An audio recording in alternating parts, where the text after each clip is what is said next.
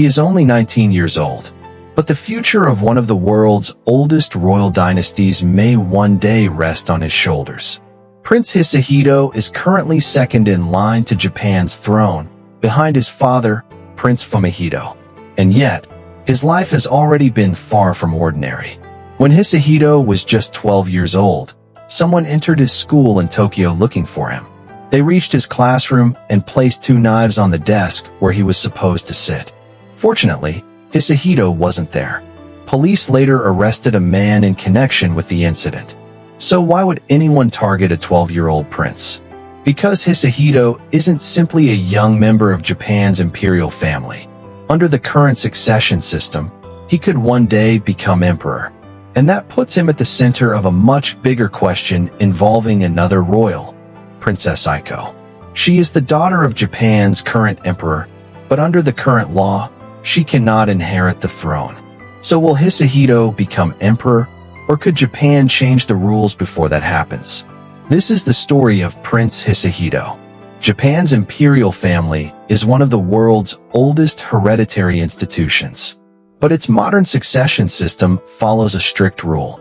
Under the current imperial house law, succession is restricted to male members of the imperial family who descend through the male line. That became a major issue because Emperor Naruhito and Empress Masako have only one child, Princess Aiko. For years, Japan faced questions about what would happen if there were no young male heirs.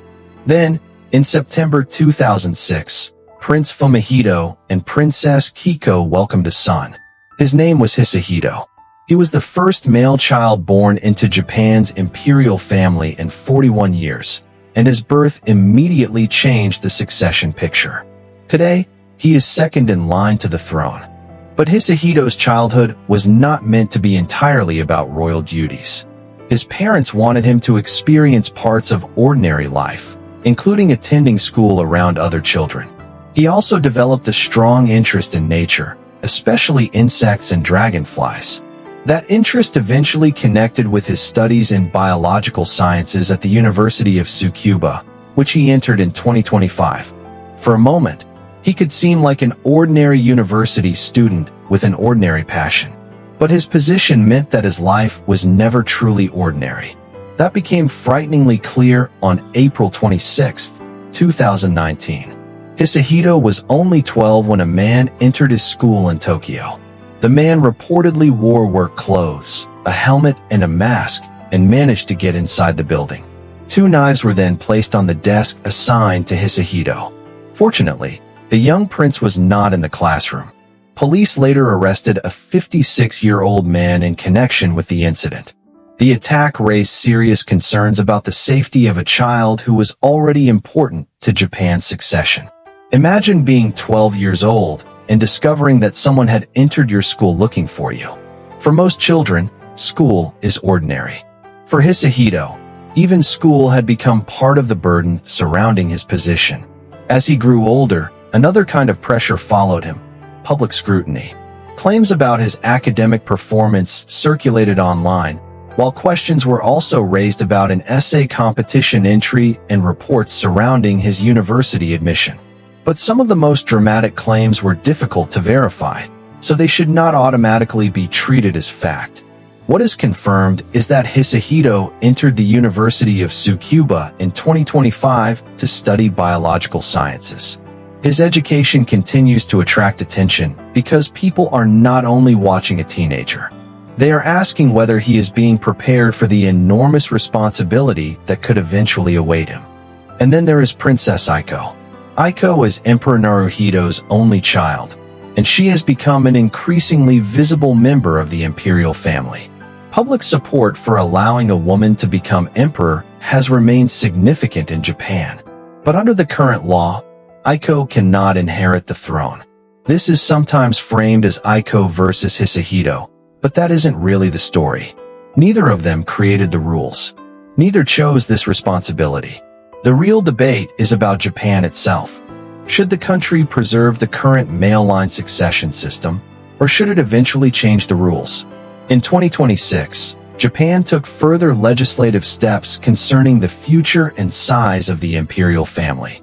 But female succession was not introduced, and the male line principle remained. So Hisahito's position has not disappeared. At the same time, the larger question of how Japan will maintain a stable imperial family in the future remains unresolved. Today, Hisahito is 19. He formally came of age as an adult member of the imperial family in September 2025.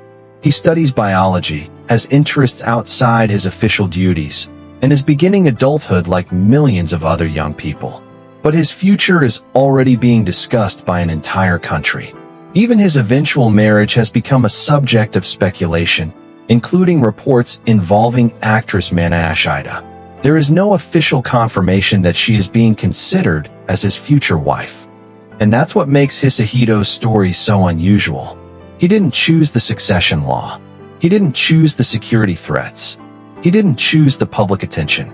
And he didn't choose to become one of the central figures in Japan's debate over the future of its monarchy. But if the current system remains unchanged, he may one day be expected to carry all of it. Most 19-year-olds are deciding what career they want, where they want to live, and who they want to become. Hisahito has something much larger waiting for him. The possibility that an entire institution could one day depend on him. So the real question isn't simply, will Hisahito become emperor? It's, will Japan still have the same rules when his time comes? Could Princess Aiko one day become empress? Could Japan find another solution? Or will Hisahito remain the person expected to carry a centuries-old institution into the future? And perhaps the most personal question of all, if you were Hisahito, would you want the crown, or would you choose the freedom to live your own life?